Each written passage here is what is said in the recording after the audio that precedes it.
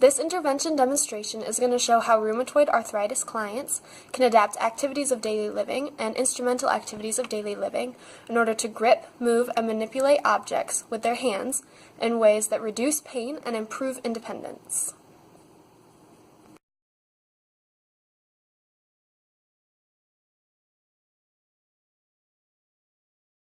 There are various performance skills that are required to do this intervention. For motor skills, the client needs to be able to stabilize their arms and their hands, endure through the task, and use fluid movements. They also need to be able to grip, manipulate, transport, and lift objects. For process skills, the client needs to be able to think through the task and remember to handle objects correctly. They may also need to be able to respond to verbal cues from an occupational therapist or another caregiver. Social skills are not specifically required for these interventions.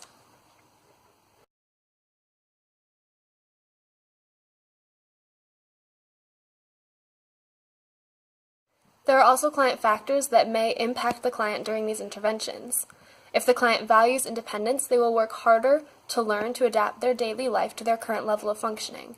If they believe that you can't teach an old dog new tricks, they may struggle or refuse these adaptations. Body functions that may impact them are tactile perception, pain, joint mobility, stability in the hands, muscle power, muscle endurance, and hand-eye coordination.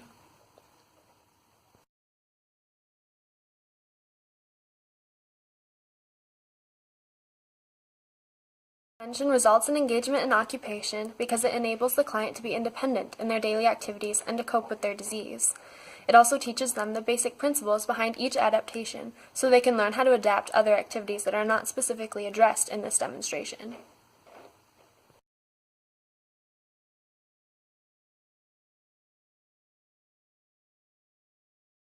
These intervention techniques improve health and health maintenance because they increase functional capacity, independence, personal control, and psychological well-being. This is because these interventions show how to use the hands in less painful ways, which increases the client's functional capacity and independence. When a person becomes independent, they feel in control of their life again, improving their psychological well-being, making it less likely for them to develop depression over their condition. These interventions also provide prevention of further injury to the joints in the hands by not aggravating them.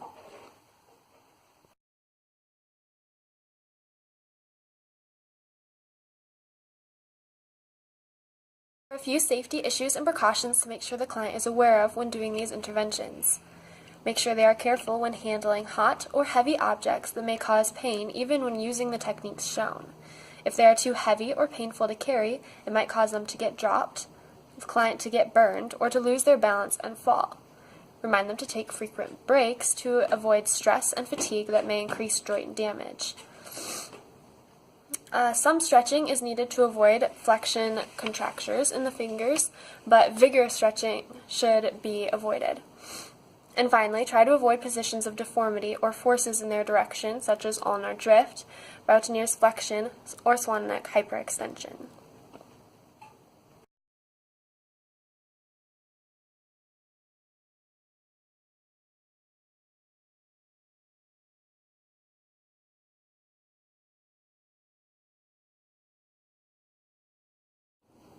First, I'm going to show you ways to avoid twisting and gripping objects too tightly with your hands. This can put a lot of stress on your wrist and the smaller joints in your hand, and it may cause a lot of pain. Try to use the palms of your hands whenever possible. There are two simple ways that you can adapt washing the dishes. The first, instead of having to grip one of these to use it and squeeze, you can use a sponge. This is easier to grip lightly. You can just hold it lightly in the palm of your hand and use it like that. The other reason this is better than a washcloth is that when you're wringing it out, you have to do a tight, twisting, gripping motion, and that can cause a lot of pain in your hands. Instead, when you're using a sponge, you can squeeze it between the palms of your hands to wring out some of the excess water, and then you can use it for what you need to.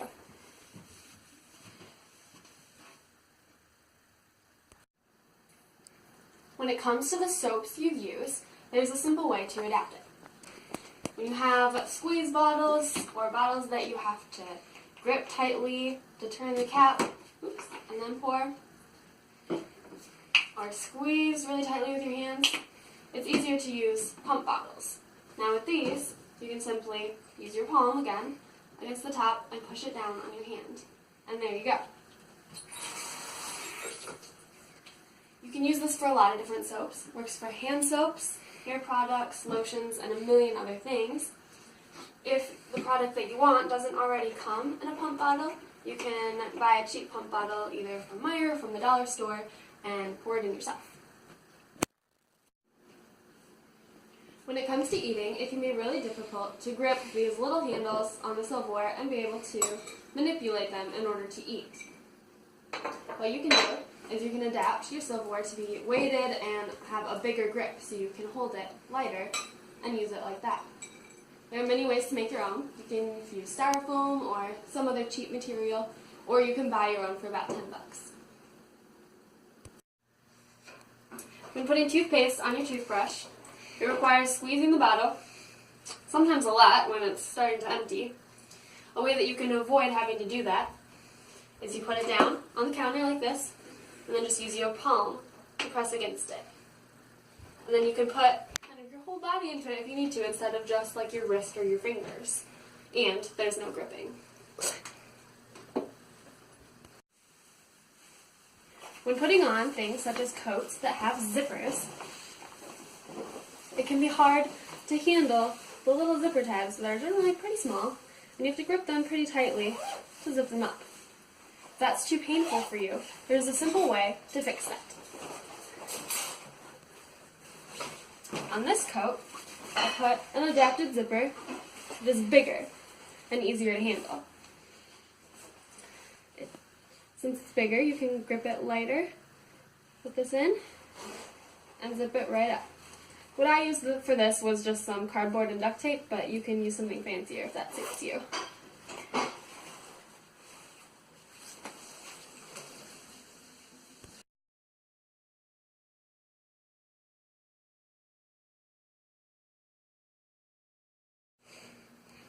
It is also helpful to distribute the weight over more than one joint, and that will be what the next few interventions are about. When you have a heavy pot off the stove, take one hand with the heat pad, of course, and you hang on with the handle and one hand underneath the pot. So all of the weight is not on your wrist here, but rather on both of your hands.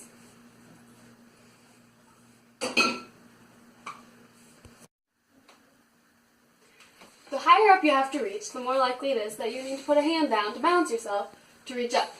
So with that in mind, organize your dishes in your cupboard so that your heavier dishes are closer to the bottom, so you can use both hands, distributing the weight onto more joints for the heavier dishes. And then the lighter objects can go to the higher up shelves.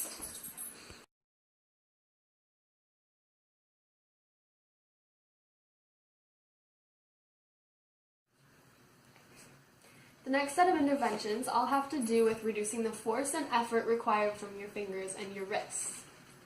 The first one to start off with is a can. These can openers can be really hard for people with rheumatoid arthritis. They may be painful, and they may just not have the strength that's required. Instead of using one of these manual ones, invest in an electric can opener that will do it for you. They're about $10 to $20 at most places. There are certain light switches that you may want to invest in. For instance, this round knob one is not the best option. It takes a lot more effort to do that than something more like this, where you can just brush your hand, keeping it flat and not having to grip anything. Even better than this, though, is one right over here. One that you can press with your hand, like that. You can also use advancing technology for your own advantage. Instead of texting, that requires a lot of movement and effort in your thumbs, you can use voice text or call. Hey Siri, text Mom. What are we having for dinner today? Question mark. And it's just like that. When putting away dishes, it sometimes requires a lot of strength. Pick up the pot and put it away. But an easier way to do that requires less strength would be to slide it across surfaces whenever you can. So as soon as you take it out of the drainer, set it on the counter, slide it across, and then lift it up when only you have to.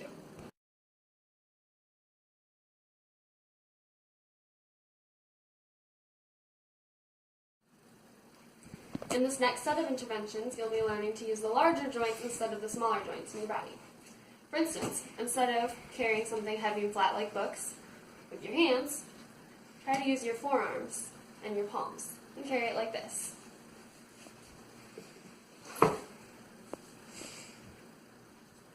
Be fine with it. Another way that you can use the larger joints in your body instead of the smaller ones is instead of opening a heavy refrigerator door with your fingers, like that, you can use a strap. What you do, put the strap around your elbow or your arm, and then just walk away from the door. And you can use that to open it and to close it. I just used this knee brace that we had laying around the house, but you can also use rope or any other kind of material like a scarf that you have.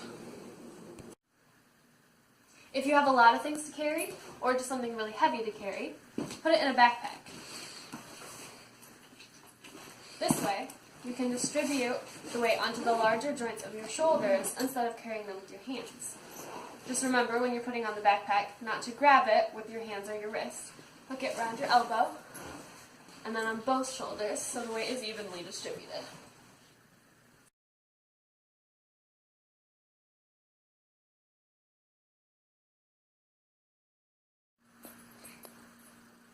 The last two interventions are about using your joints where they're the most stable. So when it comes to stirring, instead of stirring it on an angle like this, hold your hand around it in a fist and stir like this.